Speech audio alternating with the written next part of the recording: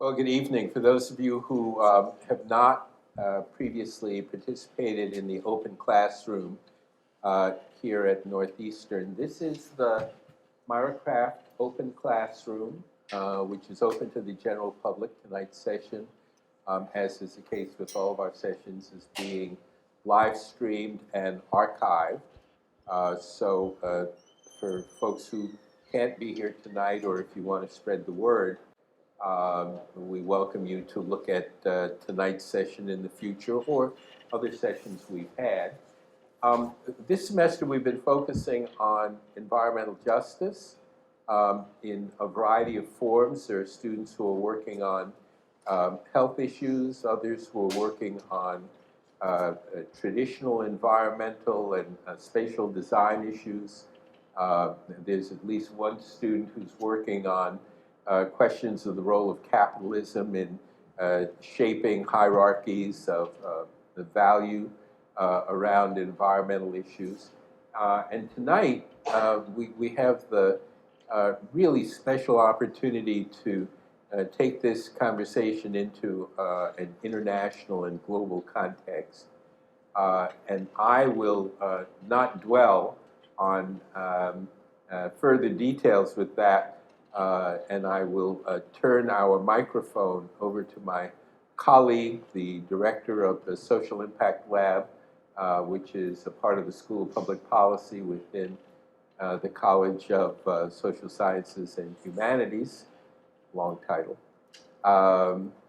Rebecca Riccio, who will introduce our special guests for this evening. So Rebecca, you're on.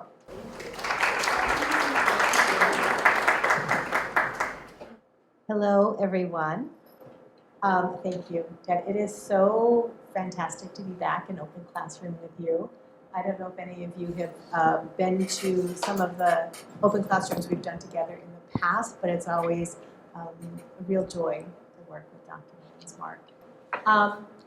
As Ted said, I am the founder and Jafali family director of the Social Impact Lab, which is a place that allows me to work with students who aspire to engage in careers of social change. And that might be in the policy arena, that might be in the direct service arena, it could be in any sphere.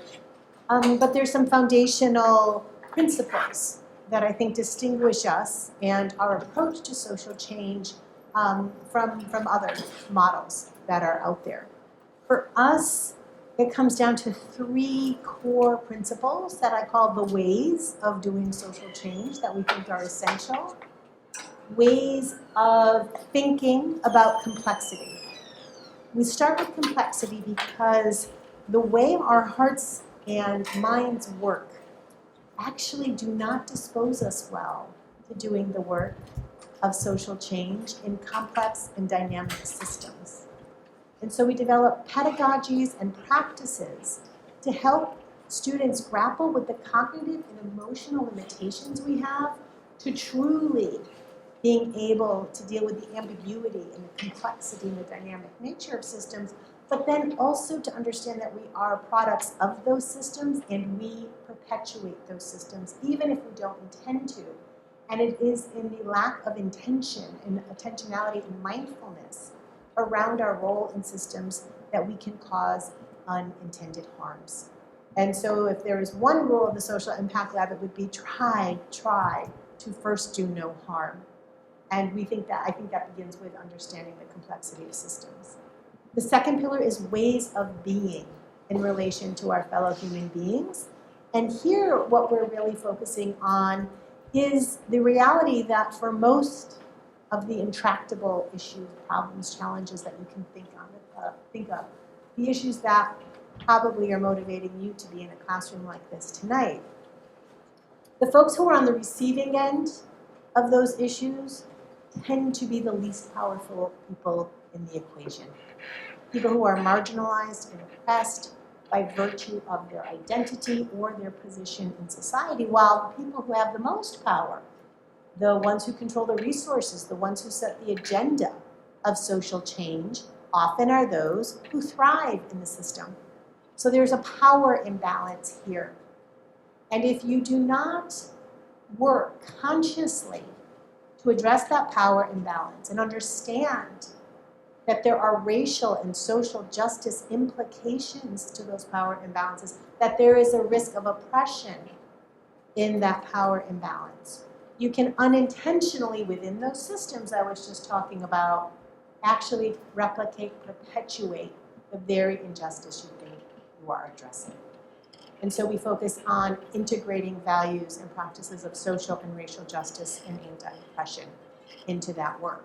And then we get to the third pillar, which is ways of doing. And here we embrace the entirety of the social change toolkit, and it is an immense toolkit.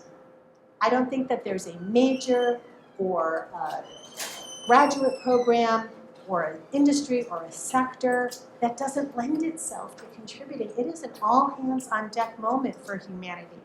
We need everyone thinking of themselves in one way or another as a social change agent. However, the risk is that all of those tools you were learning about, all of the tools that emerge out of those industries, remember I said we are cognitively and emotionally not predisposed to do this well. The risk is that you get lured to think of those tools and the buzzwords and the quick fixes as solutions unto themselves. And like any tool or instrument, you can wield it in good constructive ways, you can also wield it in dangerous ways, and that then just can reinforce the risk of causing harm. And so we say, yes, go do, but please start with wrapping your head around the complexity and dynamic nature of the space you occupy and recognize how your identity, how your power, how your positionality in relation to the communities that you think you're serving or that you wish to bring your skills to. Recognize and address what those are, own them, earn your seat at their table if it's not your community or lived experience, and remember that to first cause do no harm, you really first have to do the work on yourself and your own identity in order to avoid harming others and seeing them as your co-equal. So that's what we do in the Social Impact Lab. And we are incredibly fortunate that thanks to the support of a Northeastern family, the Zamali family, who recognized the value of the principles and practices of the Social Impact Lab in a global arena, allowed us to establish the Zamali Family Fellowship to invite a young social change leader from anywhere in the world who I believe embodies principles and practices of the Social Impact Lab and can demonstrate to Northeastern students and faculty and staff what that looks like in practice to bring them here to Northeastern. And so our inaugural Zamali Family Fellow, up if you have to switch. Our inaugural Family Fellow is here with us tonight as part of a series called From Boston to Beirut, Reimagining the Work of Social Change in the Middle East. And I recognize some faces here. I believe that some of you have been with us already throughout the week. While you're working on that, I'm going to keep going with my description. What we have pulled together is a week of talks and workshops that allow us to share the work that Lynn and I have been doing together for several years now, in which we are marrying some of the principles and practices and frameworks of the Social Impact Lab with her work in multiple countries throughout the Middle East. And it's been incredibly exciting for us to describe what that looks like. And that's what we're going to do tonight. And what I'd love to do, if we have a chance, is to show you a couple of things really quick. There are just a couple of options for you to come to still after tonight. There are student-only workshops tomorrow, 2 of them. At noon, we're going to be talking about what it means to engage in a career of social change, the ethical implications of that career choice, and how to navigate some of the complexity around power and positionality that I just described. So you can see we've been busy this week. This is our schedule.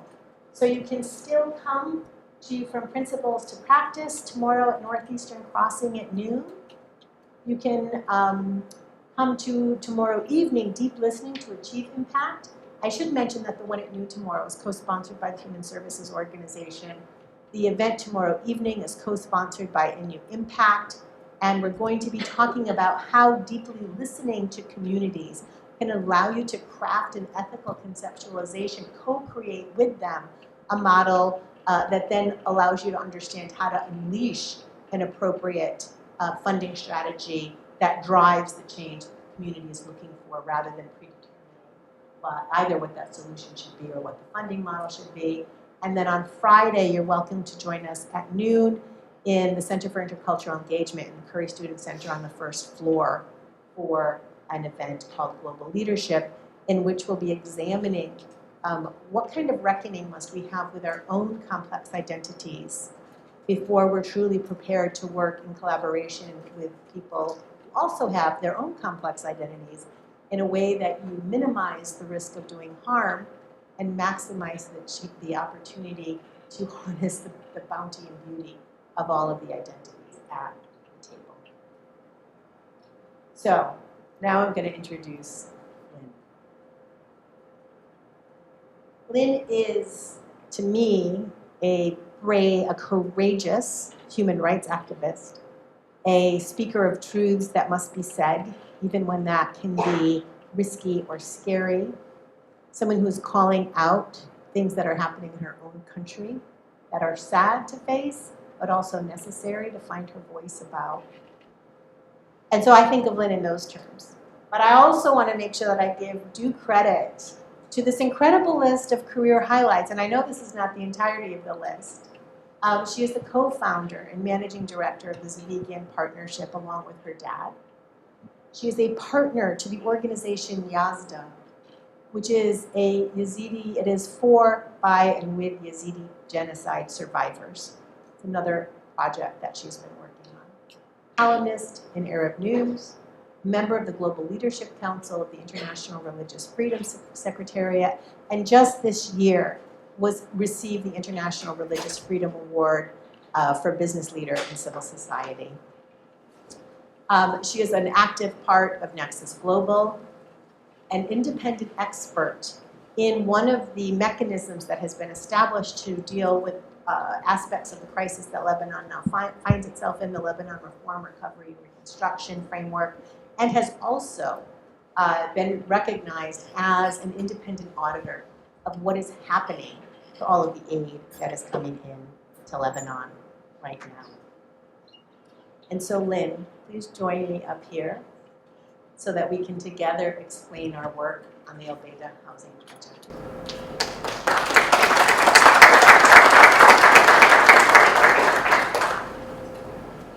So, shall we get right into it? Go ahead. I'm really excited to get to introduce you to a project that I believe embodies a lot of the complexities and a lot of the human-centered and community-centered impact that Rebecca was walking us through, that represents the frameworks and the methodologies of the Social Impact Lab here at Northeastern. The Albaydha Housing Project is located in the Mecca region. And you can see Mecca City just to its north. And you can see that over the last few years, well, you can't see it here, but I'm telling you, that over the last few years, Mecca has been building and growing southward towards Albaydha. Albaydha is the national pilot for developmental housing in Saudi Arabia. And I'd like to quickly pause to just explain what do we mean by developmental housing and why is it the pilot? So you might have heard before of terms like low-cost housing and social housing. So those are terms that we are more familiar with, in the media and in the literature. And what they don't necessarily do is enable socioeconomic development. And I'm going to spend with Rebecca the next few slides walking you through that. But that is why I just want to already reframe our minds. We're not here to talk about low-cost housing, and we're not just here to talk about social or the social aspect of housing. We're here to talk about much more. So Albaydha is historically, it's a nomadic desert community composed of a few tribes. Al-Jahdali, Al-Abdali, Al-Khuzai, Al-Utaybi. Each of these tribes have sub-tribes within them. And the tribal structure has a very strong family culture, which is very common amongst these communities in rural and semi-rural areas in the Arabian Peninsula, especially characterized by a multi-generational household structure, so a lot of generations of the family live at home, and there is a gender separation of men and women. I think again, I need to quickly pause here, Rebecca, and just contextualize this for us. Rebecca importantly said that when we are working with communities, we not only need to give voice and deeply listen to them, but we also need to make sure that they are the co-determinators of their future.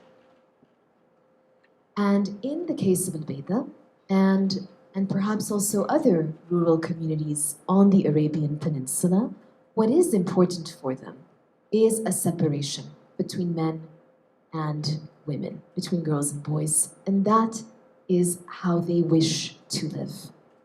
And I know that for some of us, that might raise the question, well, is that the right approach? Is that the best way to live? Does that meet my worldview and how I think about home and family living?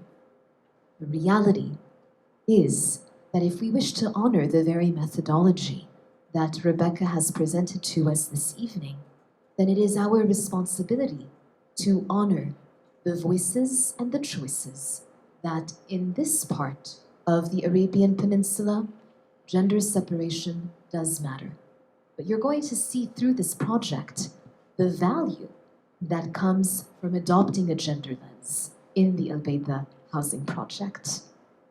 And as well, just to close off, there is a deep relationship with the land. Although they were historically nomadic, they've become more semi-nomadic over the years, and there is a sense of place. And you'll learn, you'll see what has happened to their traditional livelihoods in just a moment. But just to give you a bit of context, this is a population that used to have an economy based on permaculture, based on animal husbandry, and basically looking after their livestock with grazing. However, this is also a part of the world that has experienced climate environmental injustice, especially desertification. And I'd like to just spend a quick moment to walk you through that context in a bit more detail. Desertification has hit the entire Arabian Peninsula about 70, 80 years ago. And the result of that has been deeply challenging for communities like the people of Albaydha that used to count on the land and what came out of the land to sustain themselves.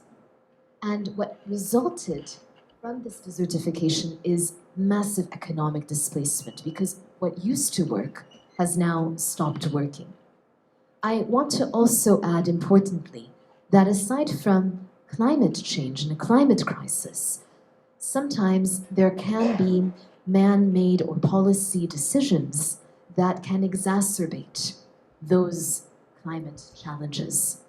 And in the Arabian Peninsula, when the modern states like the Kingdom of Saudi Arabia were established, land ownership came into play, like any other state and country around the world. And that is fine if you're settled and you're in cities and towns. It's harder for communities who have a heritage of moving around because what that did is it constricted that mobility and that movement. And in the case of their livelihoods, of land grazing and animal husbandry, it meant that their animals began to stay in one place longer than usual and start to graze and overgraze, which resulted in a drop in vegetation, a drop in cloud formation, and there goes the commencement of a vicious cycle that today we know to be desertification. And so those rules and policies contributed to speeding up that desertification. And that is why looking at the Albaydha housing project with the environmental justice lens is going to be a key theme for the rest of our evening with you. Rebecca, I had wanted to set the context for our audience today to just familiarize everybody with already some of those complexities and conditions in Albaydha. And over the last few years, you and I have worked very closely on how to bring all of these complexities together with one of our favorite slides. One of our favorite slides. If you've ever been in my office, you might notice something very similar to this, which was the original version of a systems analysis that we did several years ago that has served us well. And let me just briefly help you understand what we're trying to establish here. When Lynn first invited me to think with her about this project, I understood immediately that a typical response to resettling communities often looks like, let's build them some housing and let's put some kind of factory near there or some other kind of way for them to have a livelihood or develop a livelihood, and that's where they can go. That's where they will live. That's where we will put them. And there are failed examples of that kind of resettlement project in many countries. And we wanted to disrupt that because that is the epitome of disempowering people from the decision-making processes that affect their lives and futures. And so tonight, as Lynn said, we're focusing on environmental justice, which you see as number 4 there, but it's important to understand our mindset here, which was you cannot build a community unless you're thinking about the citizens, the individuals at the center of it, and then their family well-being. And then from there, looking at the community itself, the social dynamics, the cultural dynamics. From there, we're thinking about, well, the space that they occupy. What is happening in the ecosystem? What is the space in which the houses that we're talking about resettling in are going to exist? And then in proximity to each other, all of those social and cultural dynamics really matter, as well as then thinking about establishing a sustainable economy that reflects the aspirations of the community and where they are from all of those things we learned previously in terms of education, health needs, religious orientation, et cetera, et cetera. And we also understood that this was going to take more time than a lot of projects usually do, and that it was going to require us to recognize that we were going to need different kinds of capital in order to do that, and many partnerships to help us unleash the resources to do that work. Essentially, we needed to buy the time at the beginning of the project through patient philanthropy to learn ourselves with humility, but more importantly, to give the opportunity to the community to say what they want, who they are, what they want, what do their homes look like, what do their families look like. And so this is the framework that we came up with at the beginning, and we have tried to adhere to it with the understanding that at the core of all of that, Lynn was talking about, this is not an affordable housing project. It is developmental. And what that means here, you can see, is we saw that where people live, what is more central to our ability to be stable, to thrive, to grow, to be healthy, to go to school, to have a job, to thrive as a community collectively, than the home.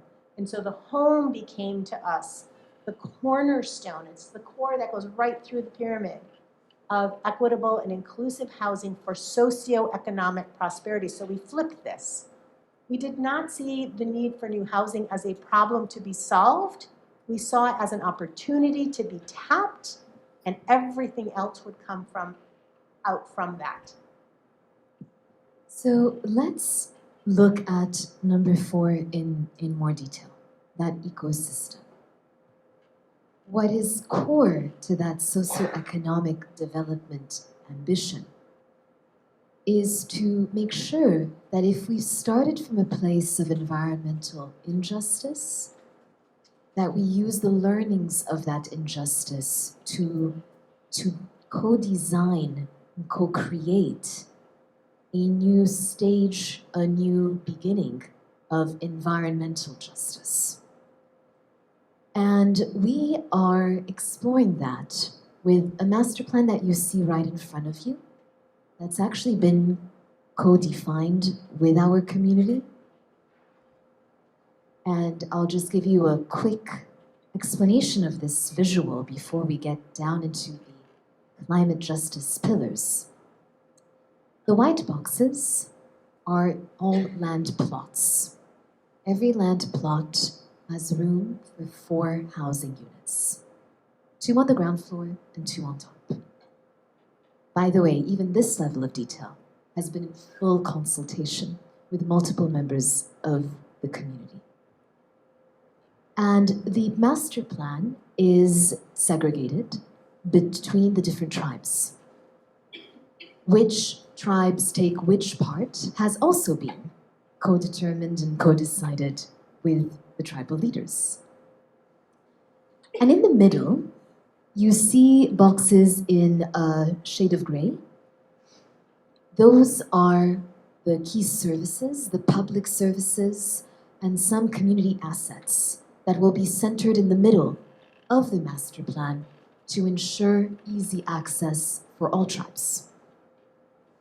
And what you then see in green is what I want to focus on. So in green, across the entire master plan, is a vision for child-friendly spaces, child development parks and stimulating playgrounds, public parks as well that are pedestrian-friendly and family-friendly, as well as a demonstration site that's all the way over there that we're going to spend time talking about tonight, and a front and back hosh.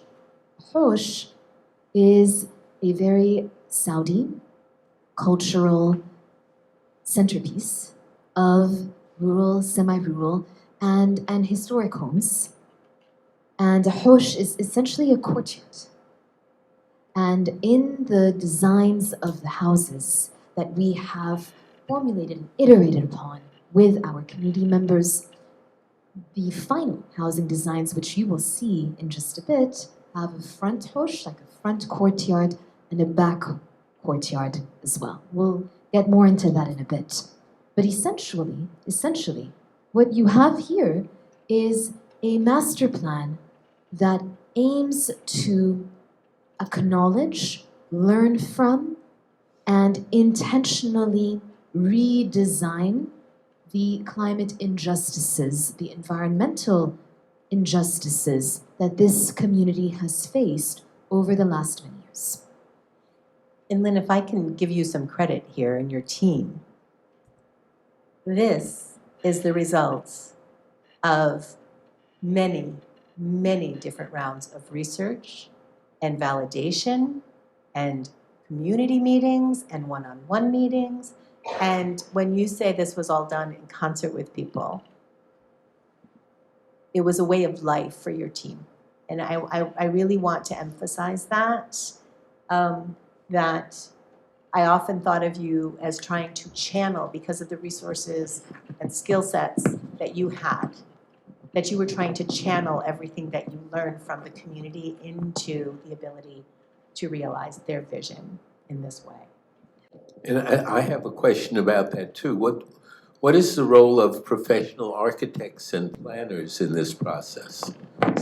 We'll get to that. Yeah, and I'll just already begin by initially answering that to say that there are different types of planners and architects and urban designers. There are those who already have a set vision and want to impose their views on how things should be done. And there are those that are open to research, data, and iteration.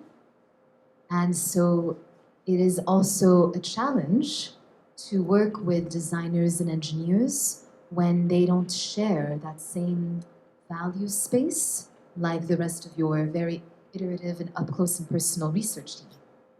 And so there has been a very important role to play for those planners, but even more so with the municipal and governmental authorities that have granted approvals and are in the process still of granting approvals for this master plan. And we'll show everyone in just a bit a deep dive into one of those engineering drawings. I also want to just create a bit of space for Rebecca to recognize that also we have an incredible client who has full skin in the game and who has values that not only drive her thinking, but drive her actions. And it is because of this client that we have been given the time that is necessary to go through those iterative those iterative steps. In a previous talk that Rebecca and I gave, we talked about patient philanthropy and the power of having a philanthropist with deep patience and deep human sensitivity has been at the core of us being today in front of you and showing you not just a theory, but something that is truly materializing on the ground. And unlike some people with a sense of urgency who would say, we want to see ground broken on these sites in X number of months, Lynn's client was responsive to us saying, well, we do have a sense of urgency. How quickly can we get people around the table?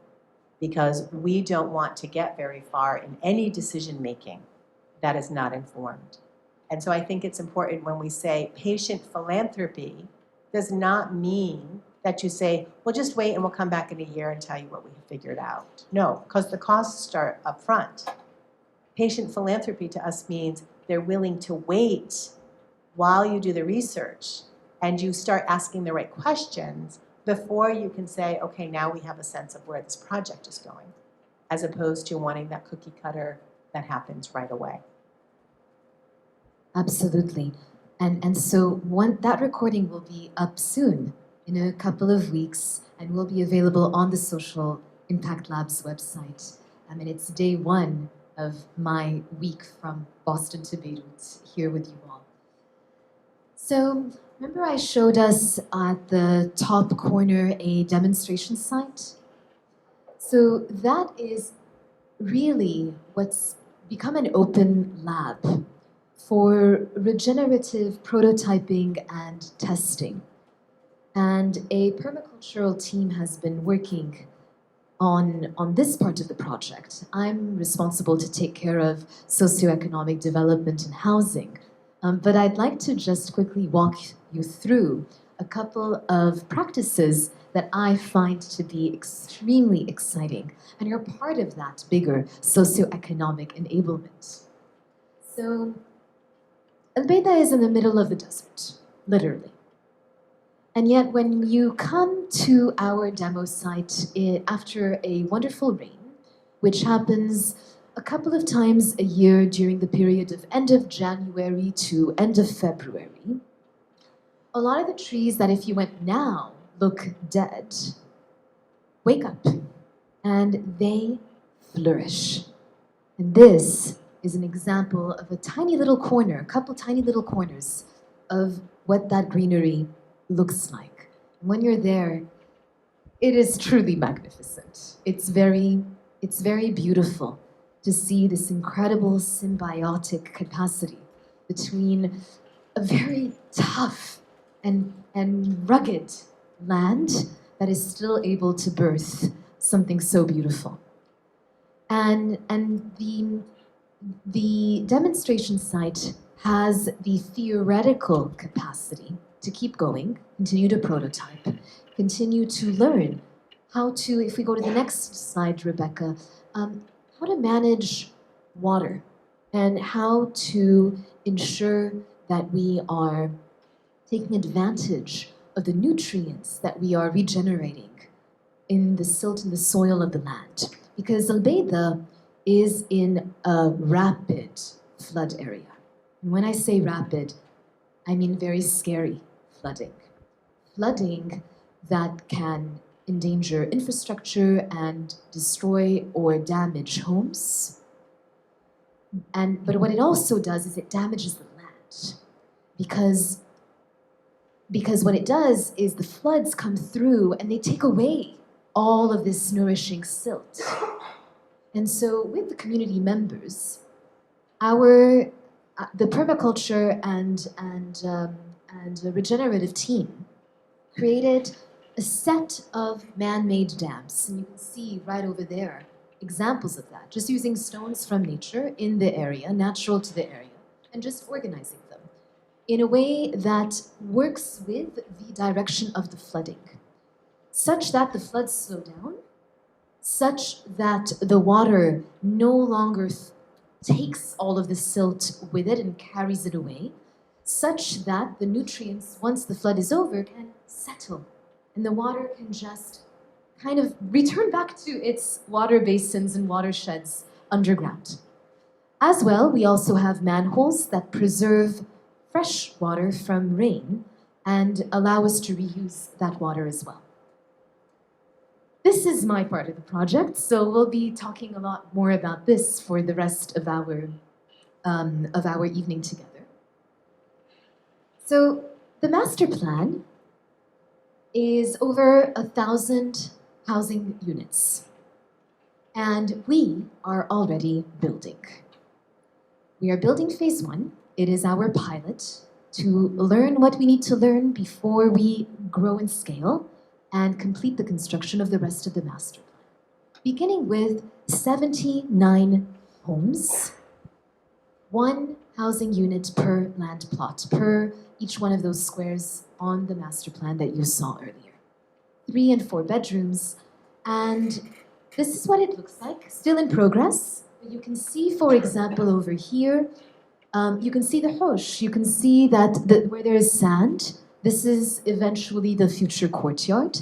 And if you just go and walk through the back, there is also space for this backyard hosh as well, with actually a back door to the kitchen. And so this is where we stand today. And if we go to the next slide, Rebecca, I want to take many of the aspects of your systems slide and go through this. Shall I go ahead and... Yes, please. Yes? Yes, and I will jump in when it Yes, feels like I please can do. add something, if I can. Please do. So, we have conducted a lot of research with our community over the last few years, beginning in 2017, 11 research missions to date. And through these research missions, a combination of qualitative and quantitative inquiry has allowed us to really understand what it means to, what are the needs for housing, and also what are the needs for home living. What makes a house a home?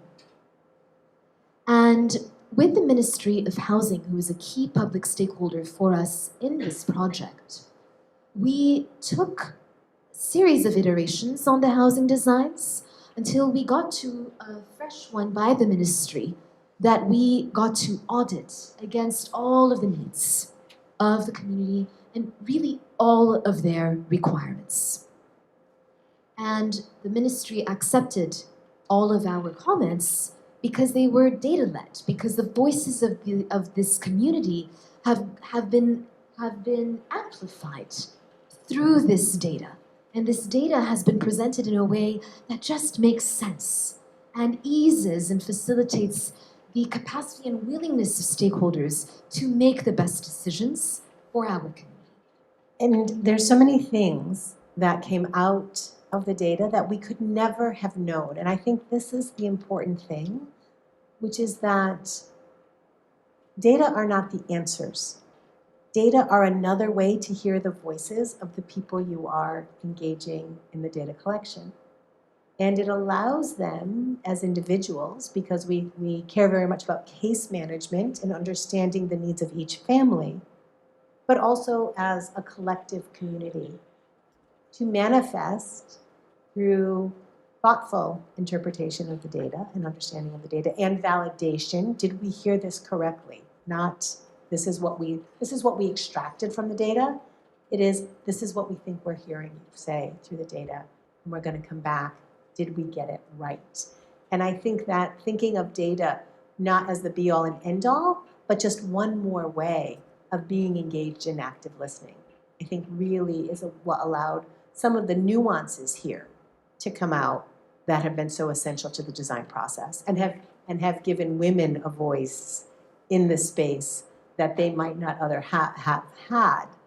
Getting to your earlier point around what does it mean to honor the role of women in this community? It manifested in a way that we didn't even fully appreciate at the beginning, as you'll show us. It's exactly that, because by centering women's voices in our data collection, we were able to ensure that the citizens, the family members that spend the most time in their homes today are the ones who are playing a significant driving role in co-defining and co-creating home living and housing units for us in Albaydha. And I'd love to give a couple of quick examples of that. Please. And make sure that this is also to Ted's question earlier, Ted. This is where the role of the architects and the role of the engineers also became important, but again, it really came down to our stakeholders having been part of the learning journey. We brought them from the very beginning to where we needed them to be to ensure that there was no unfair pushback, to ensure that public governance didn't become a bureaucracy that disempowered the decision-making process for this project. Our women have made very important, have given us a lot of important lessons through our research, and a couple quick ones I just wish to bring to our attention is the centrality of the kitchen, a kitchen that needs to really hold the house together, and ensuring that the kitchen is the centerpiece that then has easy access to different parts of the house so that the women can more effectively serve and take care of the rest of that home. Another important aspect is that the bathrooms, as you see here, there are bathrooms for men and there are bathrooms for women, there are bedrooms for men, there are bedrooms for women. And that really came out from the women demanding their own space. It's not just about gender segregation anymore. It's about women saying, we want to occupy this space. Please give it to us. And as you can see here as well, just to come back to the power of the hosh. Back hosh, which unfortunately we see a bit less in this particular design rendering, is a space, again, leading directly to the kitchen, where we can plant, we can grow crops, herbs that enable food security for every house and every family. The front hosh can also do the same, but what it also does, it creates a space for this community to stay, a community that cares about their animals, cares about livestock, and cares about grazing. Because at the end of a long day in the desert, they can come back home and bring their animals with them because their animals are critical assets for their economic lives and for their cultural identity. And so the designs that we see here really look the environmental injustice in the eye and say, we're going to do our best to reverse methodologically a lot of the injustices that this community has faced over the last several years. And just, Rebecca, I want to just reemphasize what you said about the community validating that this is what they wanted, because in our research, we didn't just ask them to teach us how to think. We didn't just collect data that would allow us to equip architects and stakeholders with the necessary data to co-create these designs, but we also then went back to our community and asked, have we got this right? And the women were the ones who looked at our client, who was actually the one asking them the question on this research day in particular. And they said, this is how we've been trying to reimagine our homes. And we're going to make sure that our husbands sign up for this housing project on our land. Do you know, Lynn, there's one other, and I'm wondering if this is the best place to bring it up or if there's another image that I'm not recalling. The notions also of thinking beyond the structure of the space in the house to understanding issues around density and multi-generational living, because that's another step beyond that. And can we dive into that a little bit now, or should we wait? Because I think it's so critical. And Ted, I think you're going to love this, because I think it shows the power of design, not just to make buildings pretty and include some green space, but to honor deeply held cultural practices, in this case, as Lynn will explain, and to think about the quality of life in those spaces, and that families that are living in environments that are too dense are not able to thrive as fully as they can. So Lynn, I kind of teed that up, so now you have to show what that looks like. This is the perfect time to talk about two really critical learnings. Wisdom that our community has held us accountable to. And they are deal breakers. So they're not just important design parameters, they are make or break. And what do I mean by that? Don't forget that this is a community that lives in this region called Albaydha, but this housing project, this master plan, takes a small piece of that land. And so, in other words, we are inviting our community members to move from where they currently are, whether it's 10 minutes away, 30 minutes away, or even an hour and a half away, for those families that are at the outskirts of the Albaydha region. We need to create a compelling proposition for them to take that leap of faith with us. And psychological ownership, as much as they have been involved in the research and in the co-decision making, is absolutely crucial because it has ensured their buy-in at every step of the way. But here are two deal breakers that would throw that all off. One is that, remember what I said about families being very multi-generational in cohabitation structure? These are families that have everyone living in their common space. From the grandparents, to the parents, to the uncle, to the aunt, to the children, and even grandchildren. And so, what is so important is to not break that core family unit. What is community if that unit breaks? At the same time, as Rebecca importantly said, one growing indicator of poverty, an indicator that we uncovered ground up, not through literature and not through the UN and not through the World Bank, is that the density of these households is one of the big reasons why they're not able to alleviate and exit poverty. There are just too many people in a very small space. And so we had to really grapple with those two tensions. How do we preserve the family? How do we de-densify that space, that home living space? And what we ended up what we ended up co-creating, it was a moment, a bit of an innovation spark for us, was to go back to those squares that you saw on the master plan, those land plots, and recognize that if instead of thinking just about a house, I think about the land plot, the actual space of living. And we earmark a land plot for a family, and we earmark house for a nuclear family.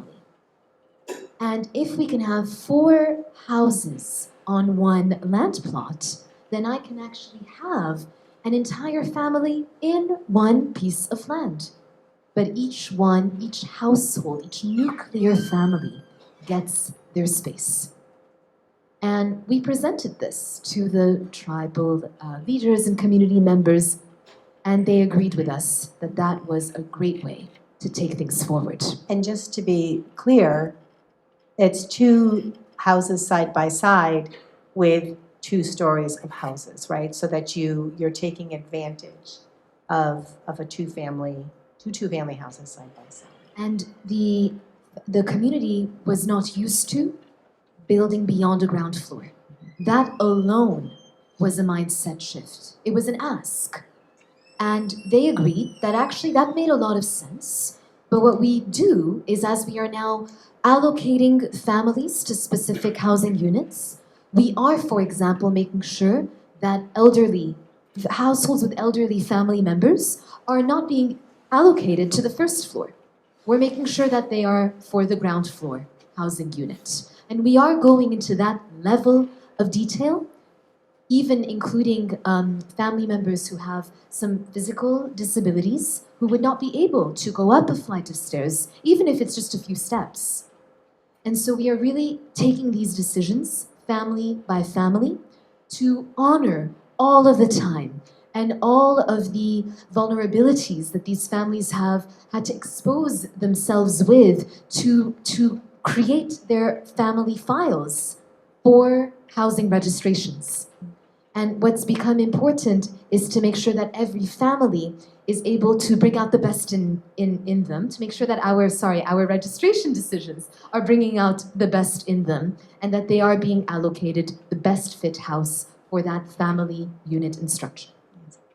Now, we have about 10 minutes before we want to open the floor to Q&A, because I'm guessing people are bursting with questions. So let's move into the actual construction, because I think this is also part of the nitty-gritty, right? This is where some of the real savings actually happen.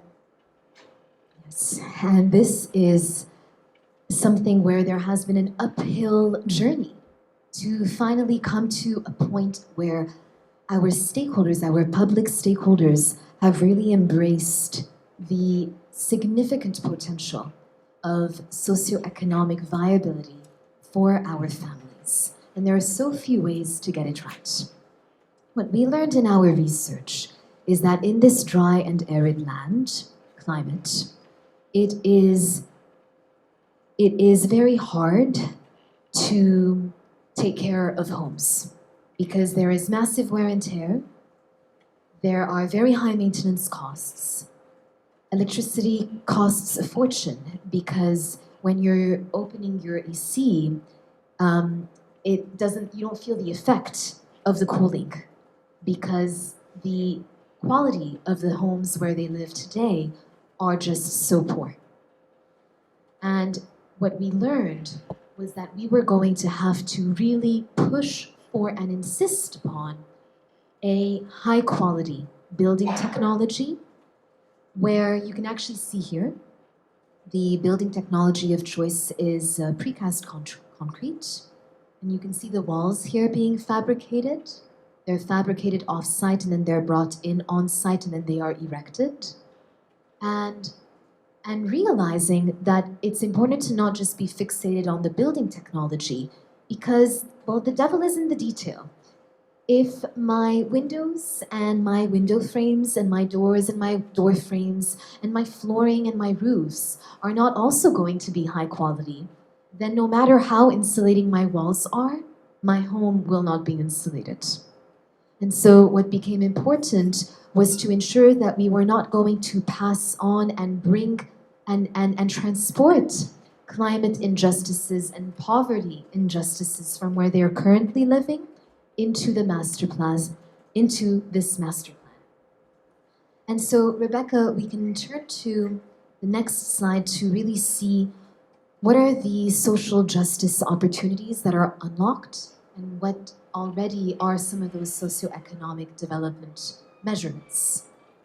Shall I go ahead? Yes, go. And I'll just frame this by saying, I think what this shows, going from what is the material of the walls going to be, to how does that decision unlock household wealth, is not a thought process that you might go through unless you had invested yourself so deeply in the system's orientation and the needs of the family, in which you understood through some of your research that debt is an issue, that incomes are challenged, that the cost of electricity is high, right? So this is where the deep listening, I think, allowed you to connect the dots between the building technology. Obviously, you want it to be as sustainable as possible, but what is the connection there with some of these other issues, I think is critical to emphasize. And to show you what's come out of that methodological design, we want to add one more point to the important parameters that Rebecca has laid out for us. It's so easy when we're working with impoverished communities to think about household wealth from an income perspective, because that's the traditional way to do it. That's what we learn when we look at World Bank, when we look at United Nations development planning. We took on an expenditure approach, one where we looked at how can we help families spend less on their homes so that their savings could increase, so that they could reinvest some of those savings to higher quality of life, and so that they could also take on less debt. So just a couple quick examples, mindful of time. Because you have now high quality insulation, you need fewer ACs working 24/7, and you are therefore able to reduce your electricity consumption. And ACs was actually an asset that families would take on debt for. And so what we did is we added the ACs to the cost of construction. And we passed on that asset purchase from the homes, the households, to the government. And the government accepted this budget inclusion. And also, there are limited maintenance requirements because the specs are high quality. But what that also means is with this combined strategy of looking at household wealth and looking at high quality and durable building technologies, families will get to stay in these homes for generations, 2 to 3 generations, and not one generation, which tends to be what we see in low-cost housing and social housing. When it comes to low-cost housing, that technology doesn't usually last more than 10 to 15 years. So you've started to help a family, but then a family gets displaced again because that house is too expensive to stay put in. And so I know we could spend so much more time talking about this, but how about we We'll do the open Q&A. the floor? Yes. Perfect. There's one last point I want to make, because I think we would be not true to some of the expectations that we set for social change making if we don't talk really quickly about accountability as one last sentence. Too often in the social change arena, accountability doesn't factor in to the actual communities being served. And so what having all of that data on all of those families does is to give us metrics that we will not be able to erase around our accountability. And we see all of these failed housing projects all over the world. We don't know for sure that we're getting it right. We are doing it differently, and we try to account for the things that cause failures. But we will hold ourselves accountable, and we will be transparent about where these families are 5, 10 years from now. And we have copious data to make sure that we can do that. And I think that might be the ultimate piece of transformation that we would be calling for in the social change arena, which is don't just parachute in and build some houses and walk away. Build those relationships and hold yourself true to them and have the data to back up the values that you brought to building those relationships.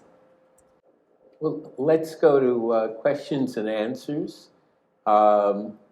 We have a mic which will be circulating, and we ask that you use the mic because we have folks online and they should hear your questions. Questions or comments? So I have a question. You talked a lot tonight about how you worked very closely with a lot of the community members here. So I'm just wondering, in the initial stages, did you experience a lot of opposition from the community? And how did you kind of overcome that to build trust with community members? Thank you for that very important question. When my team and I were first commissioned to come into Albaydha, there had already been a couple of years of trying to make something work for the community, and it wasn't working. And so by the time we showed up, the community had already been exposed to promises that had not been delivered. And so whilst we had already pre-existing relationships from our clients' team, there was also trust that needed to be rebuilt. And one of the things that we did is actually step in and demonstrate to them how we were going to be listening to them differently. And we used our research to build trust. We invited community members to focus groups and interviews, but especially at the beginning, focus groups. Not just to talk about what we thought were the important data questions, but we invited them to co-define with us what the questions needed to be, including the questions that were harder to discuss, and including the questions that could open up the room for more tension. And so we have found, in the case of Albaydha, open, co-created research to be a very powerful and very fair mechanism for building trust, acknowledging what hasn't worked in the past, and using the research to also build closer relationship ties with the community, including making my team much more accessible to them. So if something isn't going well, my team has a couple of mobile numbers that are earmarked for this project, and we have a 24/7 WhatsApp that is available for the community. If something is not working, we're going to hear from them. And by accepting to get closer to, in that way, the resistance and the discomfort decreased dramatically. There are still some resistors, and I think that's very normal in any project. But we don't shy away from the resistance, we engage with it, and we always make it a point to not leave it behind, because that would be an injustice. It would be letting people fall through the cracks. I also just want to add one more thing, which is by inviting the women to also be co-equal research respondents and co-decision makers in the project, we also found sometimes that the women could teach us why, for example, their husband might be resisting or not be so amenable to the project. And some of these women were also able to instruct us and guide us on how to think about these resistors. And so, yes, there has been resistance. Yes, we are working on that resistance. And today, I can quantify that resistance for you because of the 966 families whom we have approached to join us and register for their houses and engage in a rather in a 45-minute housing registration interview that teaches us all those details I was telling us about earlier. Of the 966 families we have approached to date, 906 have said yes and have joined in on the project and have shared with us the data that we've needed, and 60 have not. And we will not leave those 60 behind. There are land plots earmarked for them in the master plan, and we're going to continue to work those relationships through. You know, this seems to be very much a movement of women and families. In a society and a culture which for so long has been engendered with separation of genders, how is your work being accepted by the broader society and its hierarchies?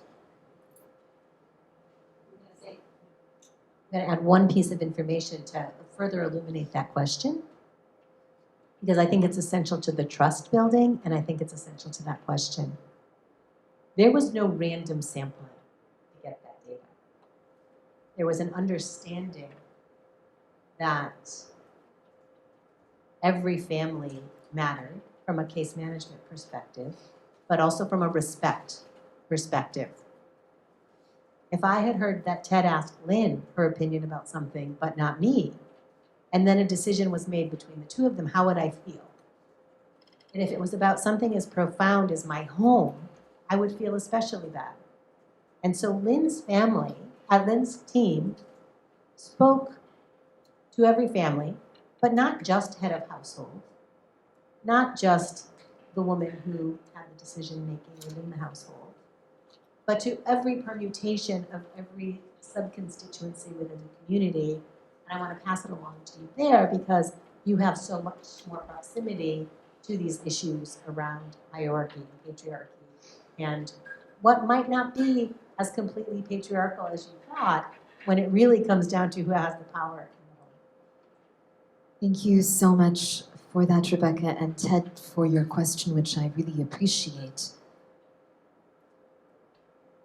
In the last 5 years of serving the Albaydha people, I have never once had a tribal leader or a sub-tribal leader come and question the inclusion and empowerment of women as research respondents and co-decision makers in this project.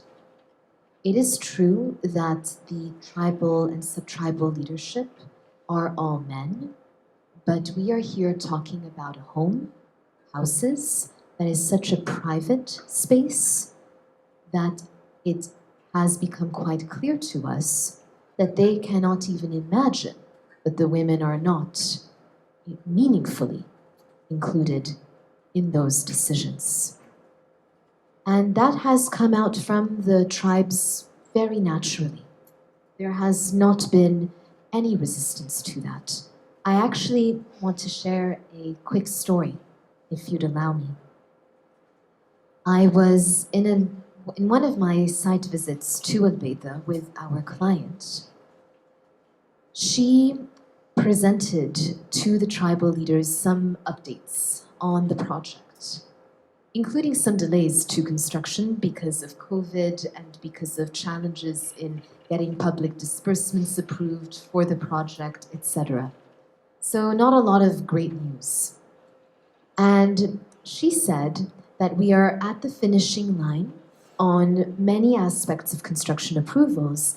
It's going to be extremely important to start to think about how to make this entire space viable from an economic perspective.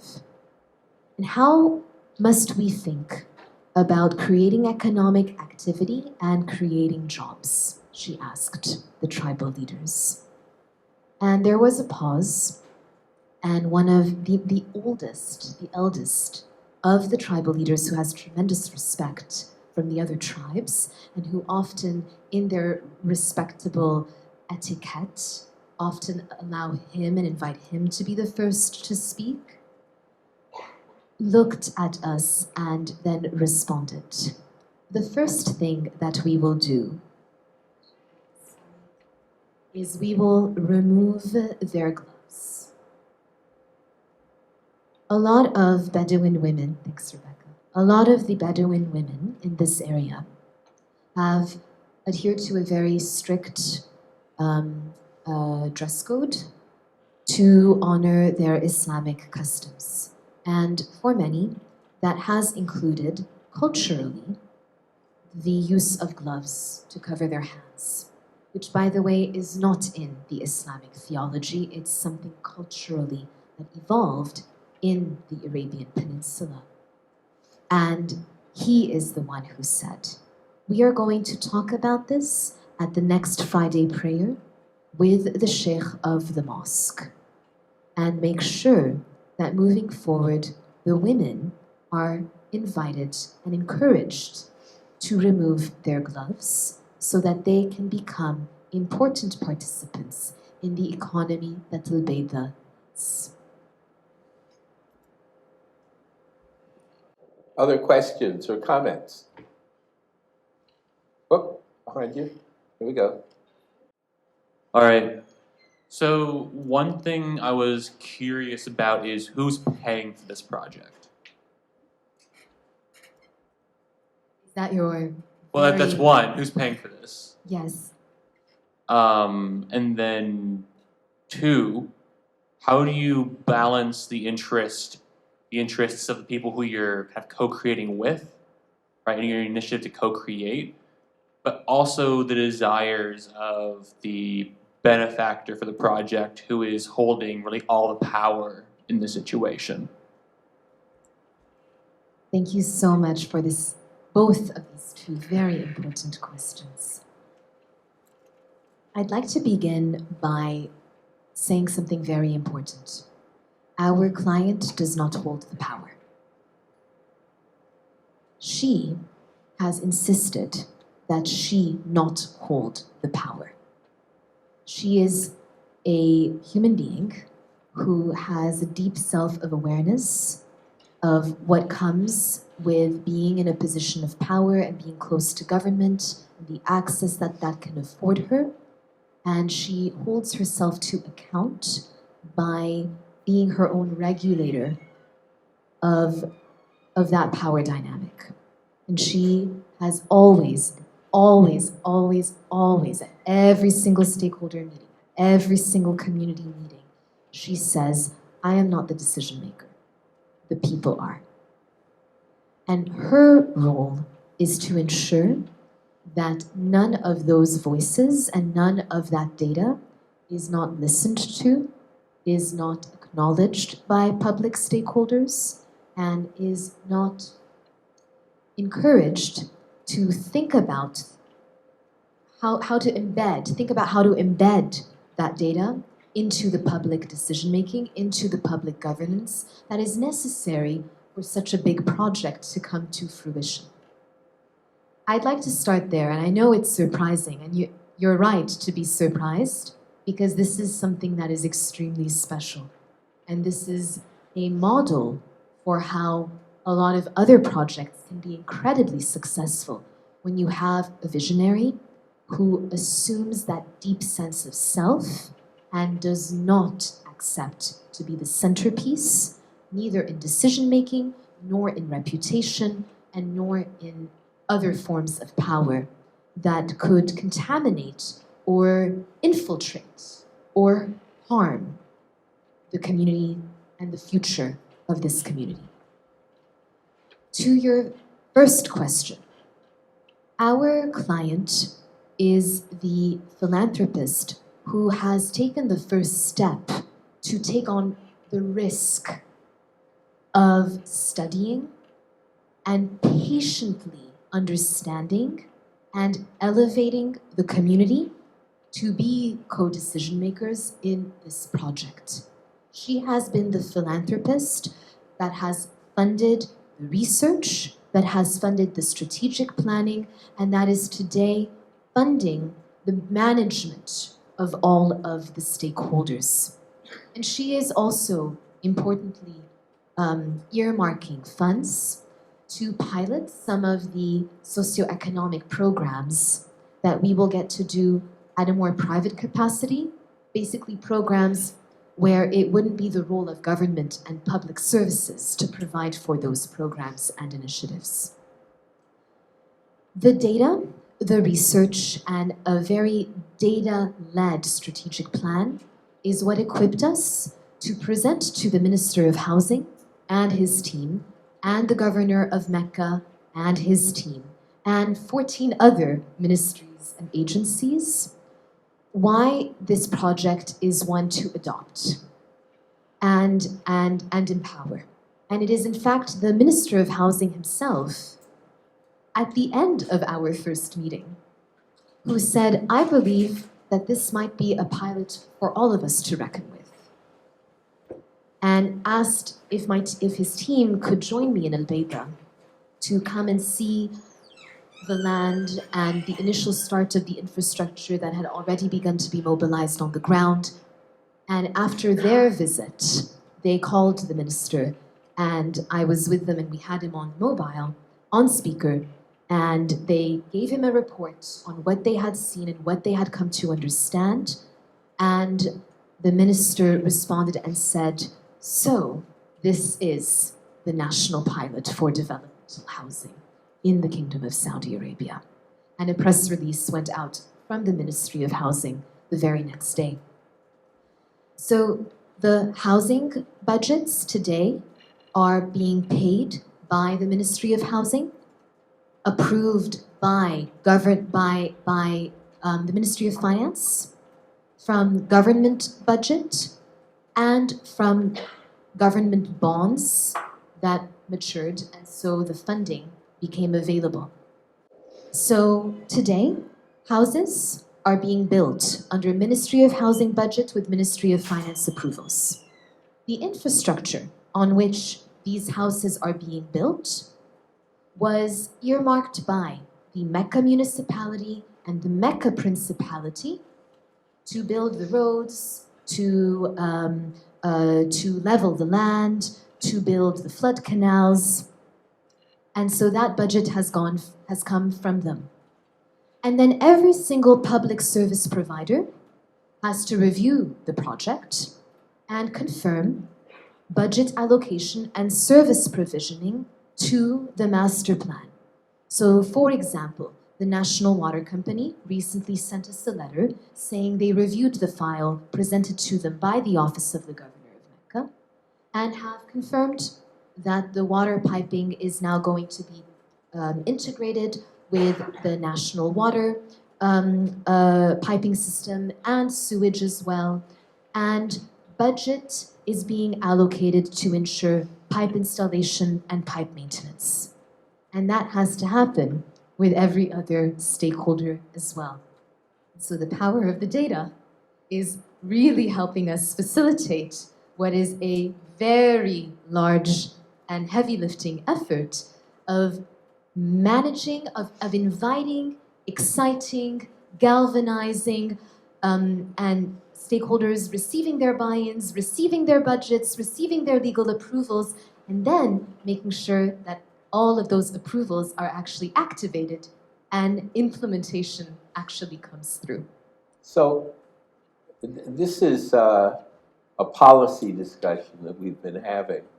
And the key question is, how does one take a really great idea within the policy arena and make the compelling argument that policymakers should adopt this great idea as a priority model for moving forward? What is the essence? Not so much the elevator speech, but what is the compelling argument that you make that this kind of inclusive model ought to be a matter of public policy? The ethical is the strategic. You want to elaborate on that? Yes. The ethical is the strategic. If I ever get a tattoo, it maybe should be. What do I mean by that? you might have noticed that Lynn and I share a lot of values. But we know that you can't convince a government to invest huge sums of money in a values orientation. So when you connect the dots between saying it is the right thing to listen to people, and you're thoughtful and scientific about that, and you get the data together that allows you to actually present designs that the communities may stay there for generations, and meanwhile we are helping them build well. The argument starts to build itself because you have defined the problem not as you perceived it from the outside, but as it is defined by the lived experiences of the people. And you can project. Lynn's very good with math, by the way. And not just what this is going to cost us today, but where we project this going down the road. That's what we'll be held accountable to. But the numbers hold up. And key to this, getting back to the original question, is a reconceptualization on our part of what this public housing, this public development housing, how it's funded. Because we have the grace and benefit of the patient philanthropy that allowed us to do the piece that, Ted, you might be able to back this up. It would have been very difficult to go to people who are in a government and have government budget schedules and are on a time frame to say, will you give us the money for a year of research and relationship building, and we're going to do this at the speed of trust? No, governments do not pay for the speed of trust. Yeah, that's not going to happen. But this is where we're making a call, or can make a call, if this holds up the way we think and hope, to put the call out to philanthropists to think differently, perhaps in public-private philanthropic partnerships. And that triangle, the original triangle was public-private philanthropic, and understanding that down the road, a sustainable economy depends on private investment in businesses and economy, that the government may actually pay for the houses, but none of that is going to work without that upfront. And that's where the third leg of the line is. So that was a little bit longer than the short, but the ethical is the strategic, is the starting point from which everything else. So as we wind down tonight's public session, what are your key takeaways that you would want to share with this group? And then for those of you who are here in the auditorium, we will be here for a while, so you can come up and continue to ask questions, and we'll continue with dialogue. But we do promise that we're going to keep our time frame constrained for our live stream folks. So, takeaways?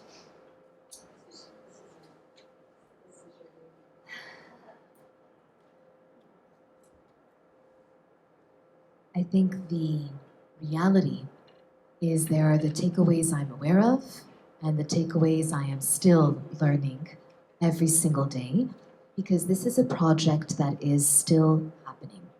This is not in the past. I think the first takeaway is to have confidence that the right values will create the right pathways. And I struggle to envision what this project could have looked like if we didn't share the same values and just did not ask the tough questions up front. Beginning with, again, as I said, when my team and I were first commissioned, we were stepping in when things were not going very well, and there was a need for transformation and a need for reckoning. I would say today that one of the most empowering assets that philanthropists can invest in is that community-based research that is built on relationships and trust and humility and deep reckoning with traditional positionalities of power. I am seeing what that research is doing. It empowers me as a person being a stakeholder in this project. I believe what I've also learned is to believe in the data, because because the data is very methodologically sound and it is deeply inclusive. And so it's important to believe in the data and stand your ground when a policymaker or a public stakeholder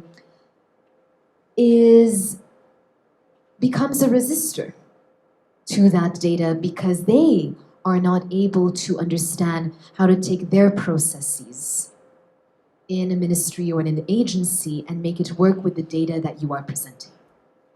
And my third takeaway to that, to sort of close the loop, is to say,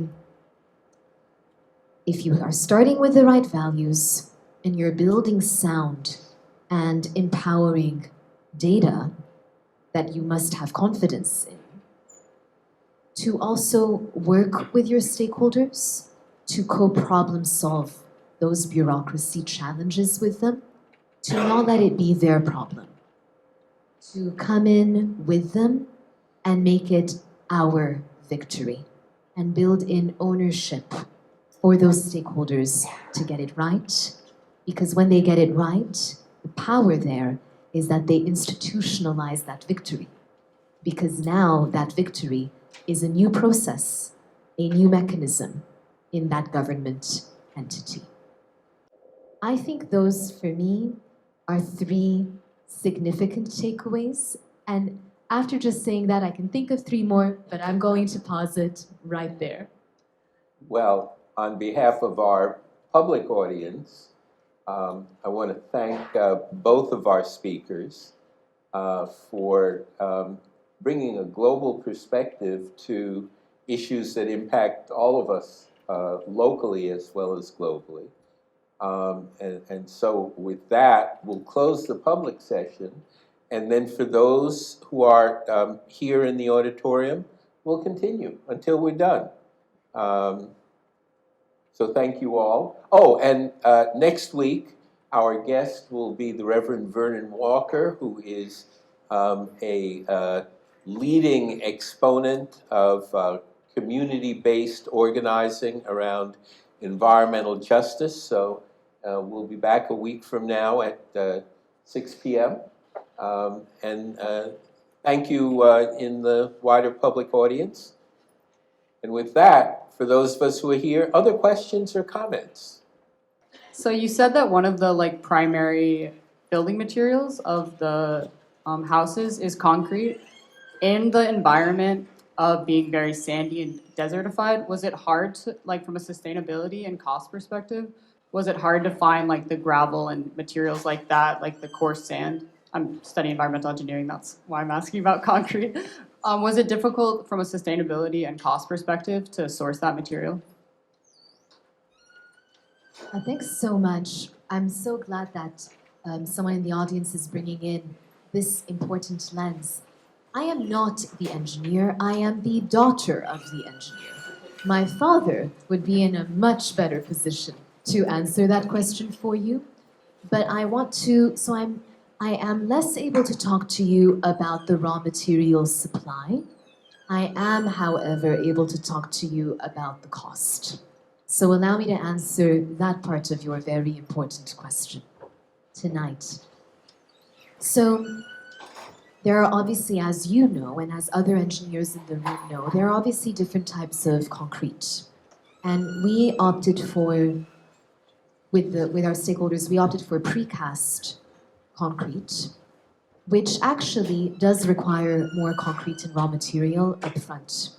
It is a method that uses a lot more energy upfront compared to, for example, conventional CMU building methods, which is another cheaper way of building concrete buildings. And so I want to acknowledge that upfront, this method costs more and asks more from the environment and in terms of energy as well. However, its durability, its sustainability allows for a significantly longer life cycle. And what is so important is to look at life cycle when we are making these important decisions, and not what's myopically in front of us in this budget cycle and the next government budget cycle. And I'm actually working right now on a proposal for the Minister of Finance to walk him through this methodology to make sure that we get the necessary approvals for the next phases of construction. Because I have to demonstrate why a cost upfront makes a lot more sense in the future. And I am presenting the investment case of a longer cycle of cost of ownership and longevity of the families, the multi-generational poverty alleviation potential of that unit. So I just wanted to comment on that. And, you know, it's important to be okay with these conversations. We have to, you know, nothing is perfect. There's going to be tension. There's going to be compromise. Sometimes there's going to be sacrifice. But for us, a deal breaker is to do exactly the same design and exactly in the same master plan, but go for a low-cost approach. And by the way, that was presented to us in a couple of occasions, and we said no. No, because the entire model of all of this will not go through. So I just wanted to speak to that part, and happy to reach out to Ted and get a bit more information on the engineering side to fully answer the first part of your important question later. So if you noticed in Lynn's description of this process, there has been a lot of back and forth with government stakeholders over the years. And what you hear is that you hope, you believe that there is someone going to be at that table who will listen to you when you say, this is going to cost more now, it will pay off 50 years down the road, 100 years down the road. That speaks to a level of reason that I think sometimes in our country, when decisions are made in every 2-year election cycle, it doesn't come into the decision-making process. And the tax code doesn't encourage it. I mean, there are a lot of disincentives for building in the long term. Right. And in addition, what it speaks to is the trust. We've been talking a lot about the trust with the community, but it's trust with all the stakeholders. The trust with that philanthropist to explain why we need to do one more round of research. Can you support that? The trust with people in the various ministries to have these open conversations. And I think that might also come as a surprise to some people who might have preconceived notions about how things work in other countries, when in fact, this has been incredibly rich in terms of dialogue and trust building over time with many officials in the government who see you as a thought partner and who have joined that model. And just to correct one misimpression, it is true that I've studied and taught architecture, but I am not an expert on concrete. There. That makes two of us, Ted. How do you replicate this process of gathering data from future residents in the U.S. when you don't often know who will occupy your affordable housing or workforce housing project? You might know the site in the community, but not the actual families who will benefit. How do you begin that conversation or find out whom you should be talking to? That is such a great question. Thanks for that. Rebecca mentioned earlier that our research methodology was not one where we just did random sampling of the population, because we are here, we already know what the population is, and we need to make sure that every family is moved into the right house, right? However, I have some good news for you. What we did was the harder approach of having to include every single family in our research design. In the example that you've given, where a developer and stakeholders around that project would need to understand, more generally speaking, what their potential community might be and who their potential tenants and owners might be, the need for scientific random sampling is so crucial, because without that random sampling, the findings of that research will not be possible to universalize to represent a bigger market. And so the key is to make sure that the research is representative, with stress-tested sampling to confirm what that sampling needs to look like.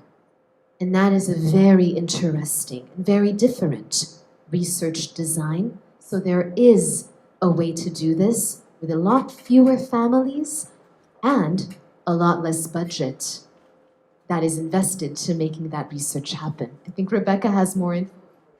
No, I just want to say, in response to your question, we also need, I think, to look at what environments and conditions can we legitimately say that this is a model.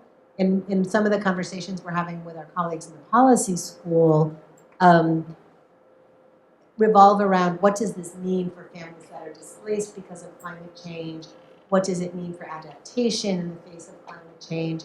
And so I think it's going to be incumbent upon us not to pretend that we have the solution for every situation in which there is some kind of publicly funded housing, but to say, well, you'll have to adapt. You can adapt around random sampling in this situation. It's really going to be relevant to the situation where you've got an entire community displaced, and be honest about the limitations for replication or adaptation of our model. And that will come from research, I think, and from learning from these other colleagues and other experts around the conditions under which housing becomes a public project. Yeah, one size does not necessarily fit all, and that's the point of doing the research. Let's take one last here, and one other comment I'll just make about this. This is not speculative. You're building this. I think about a lot of presentations I've been to in planning schools and architecture schools where an idea is put forward, but as often as not, it's speculative.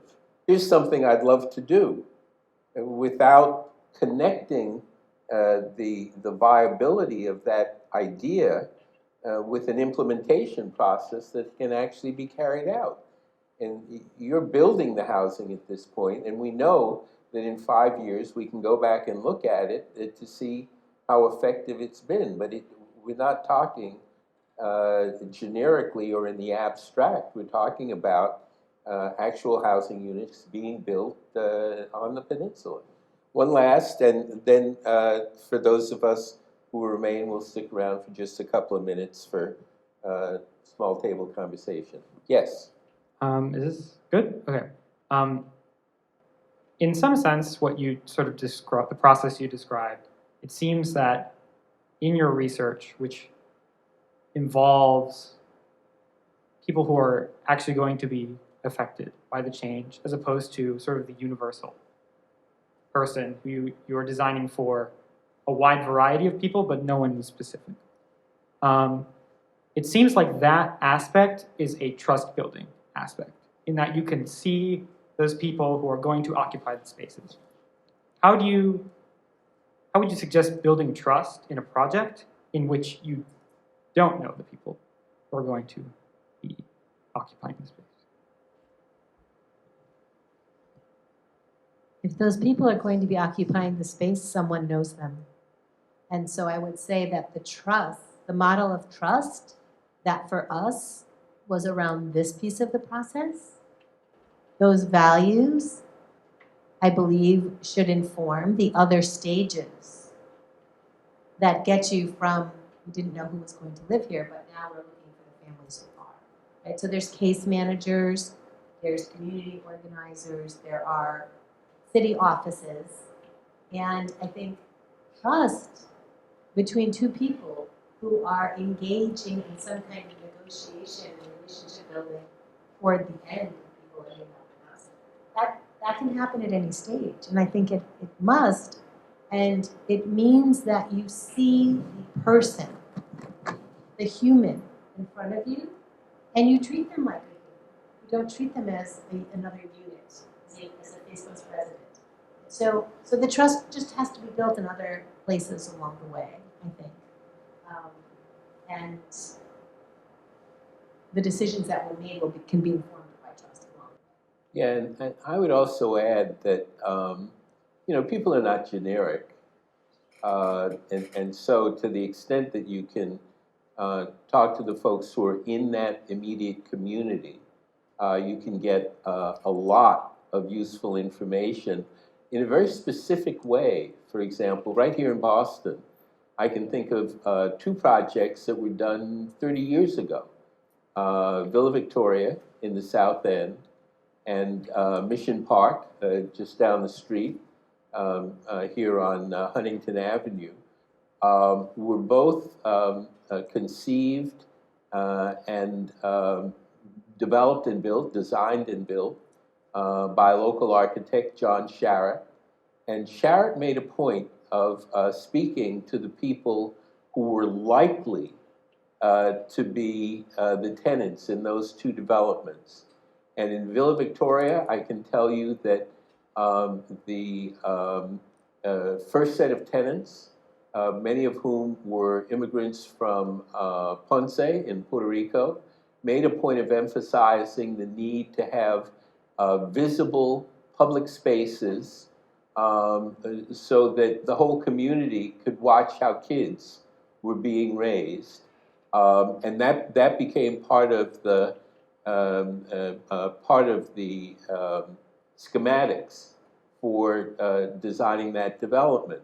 And in Mission Park, just down the street, a key element was to build in the kinds of community spaces again that would encourage employment and training and would almost assure that the neighborhood people who were of limited economic means were interacting with the medical school people and with the folks from Brigham and Women's and the other hospitals in a way where the medical personnel would serve as role models for kids within the context. So by listening to those people who lived in the neighborhood and who were willing to sit down and contribute their knowledge of how the community's culture operated, the developments not only ended up looking very different than many of the other housing developments, but in fact have been self-sustaining for decades. And when you walk through them, you would have no idea that they were built 30 or 35 years ago. I mean, they look brand new because the people have a stake in maintaining the community and in passing that value on to successive generations of people who've moved in there. So, the model works, and in fact, there are examples within walking distance of here that I think are worth looking at in that regard. Ted, I'd love to look at that model with you as we think about how to continue to build that sense of psychological ownership and where families begin to treat the home as a multi-generational asset that goes beyond the burdens and the challenges and the needs that they are facing in their current time and lived experiences. I will definitely come back to you on that. Would you allow me to Please. Give a couple of examples of how we've built in trust mechanisms specifically with this population that I hope are helpful for other contexts? Beginning by contextualizing by that we knew in this population of about 5,500 people, we knew less than 100 of them. And so I think the starting point is to appreciate that we had an inroad, but we didn't know everyone. And I want to come back to the research. We used the important step of participant recruitment, if I may use this more research methodological language, to intentionally think about how can we build trust, a bit coming to the earlier question that was asked by our first audience member. And there are two things that I fondly remember, and because they taught me a lot. One is when I went with my client to a site visit, when we were sharing some, when we weren't going to be sharing good news on some construction planning and scheduling. We had just learned from the Ministry of Housing, this is in 2019, pre-COVID, we had just learned that there was going to be although we had gotten approval, there was now a new process in place, and we were going to now have to seek new approvals. And no matter how hard I tried and my client tried, we were not going to get out of this one. And so, unfortunately, we had already shared with the community that approvals were going through and. So we were going to have to go back and look them in the eye. And we brought in the Ministry of Housing with us to help us do that. And we all sat down in a tent in a government representative office. In Arabic, it's called a markaz, which means center in Arabic. And we all sat down with the tribal leaders, and we told them a little bit of bad news. Some approvals are going to have to take longer. But we would like to use the time of this new approval process to continue with our research. How do you feel about us going back to the community and asking them for more of their time when we're not showing as much benefit for the time that they've already given? And one of the tribal, and at this point, the sheikh of a mosque in Mecca, who also gives the Friday sermon in this area, was with us. And he looked down and said, I, in my Friday sermon, am going to strongly encourage all of the families to come, because I understand that this project is important, and I understand that it is not easy to go through all of these loopholes. And so I am going to tell the families that I believe it is important, and I'm going to ask everybody to come. I cannot tell you how powerful that was, because we had literally to do crowd control in that particular research exercise. And on top of that, before I hand this back to Rebecca, because of the crowds in those days, the Ministry of Health, one of their mobile clinics, saw us from very, very, very far away. And the head of the mobile clinic came and introduced himself, and I introduced myself, and he said, well, seems like you want a crowd. I was like, yes, I would love a bigger crowd. And he said, I think I can do something for you. And he called all of his public health officials, and they brought in mobile health trucks to our site, and we ended up doing a joint medical checkup. And once you're done with your medical checkup, sign up, take a number from us, sign up, and grab an appointment for an interview. I love this story because it was so powerful, and the communities needed to hear that their sheikh deeply cares about this project, and they all needed a follow-up medical checkup. So 2 in 1.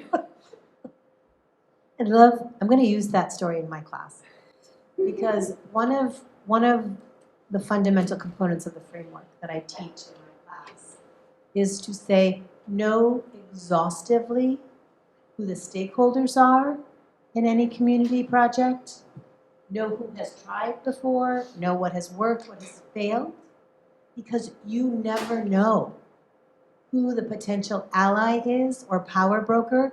It could be the barber. Yeah. It could be the pastor. It could be the superintendent. It could be the state rep. And you never know what building trust and relationship with that person can do. And you also never know what happens when you cross that person. And so you are so much better off investing in that relationship building with the humility of saying the people in this neighborhood have a dynamic and power structures and cultural and social structures. And if you don't know, this is what systems dynamics, you don't know which levers you can unintentionally trigger in negative ways. That's where unintended harms come from. You can't master all of this, but for goodness sake, you can try. And the idea in systems is to push on the levers that lead to positive results and to try to disrupt the ones, the cycles that are harmful. But you need to know the players and you need to be building trust because the mistakes will come back and haunt you in tremendous ways.